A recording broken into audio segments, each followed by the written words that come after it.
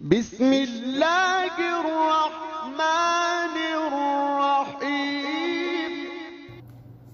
नाज़रीन मोहतरम, अस्सलामु अलैकुम वरहमतुल्लाहि वबरकातुहू। नबी करीम सल्लल्लाहु अलैहि वसल्लम की सीरत का ये सिलसिला आप हजरात की खिदमत में जारी है। ये 20वीं किस्त है। चुनाचे नबी करीम सल्लल्लाहु अलैहि वसल्लम की खशियत से मुतालिक आज हम एक हदीस पढ़ेंगे। खशियत के माने खौफ खुदाबंदी।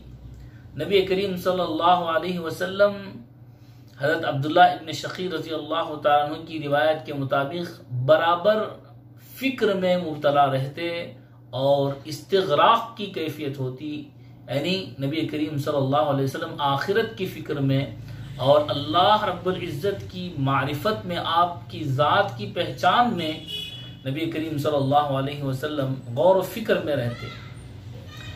इस वजह से कि अल्लाह रब्बुल इज़्ज़त का जो दर्जा मारिफत का नबी करीम सल्लल्लाहु अलैहि वसल्लम को हासिल था और पीछे जो दर्जा आप सल्लल्लाहु अलैहि वसल्लम मारिफत का हासिल कर चुके थे, उस एतबार से अपने आप को कम महसूस फरमाते और लिहाजा आला की तरफ, यानी एक और दर्जा मारिफत का अल्लाह रब्बुल इज़्ज़त की पहचानने का जो होता है, उसकी तरफ नबी करीम सल्लल्लाहु अलैहि वसल्लम बराबर तरक्की करते जाते, जिसकी वजह से आखिरत की फिक्र में नबी करीम सल्लल्लाहु अलैहि वसल्लम हमेशा फिक्रमंद रहते।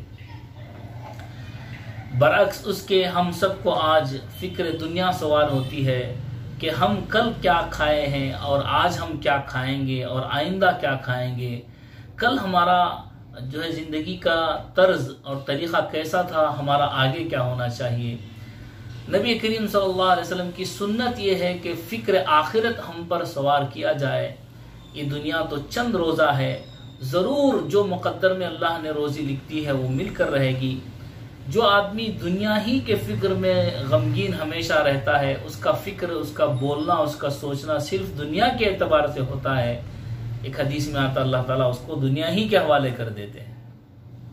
तो आदमी को चाहिए कि इस ज़रूरत है दुनिया की फिक्र, उस ज़रूरत के हिसाब से, उस ज़रूरत के मुताबिक करे और जितना वहाँ रहना है यानी आखिरत में रहना है, उस ज़रूरत के हिसाब से, उसके मुताबिक उसकी फिक्र करे। तो आप और हम अंदाज़ा कर सकते हैं कि किसको कितना और कहाँ रहना है। अल्लाह ताला हम सबको फ़िक्र आखिरत और खौफ खुदावंदी नसीब फरमाए।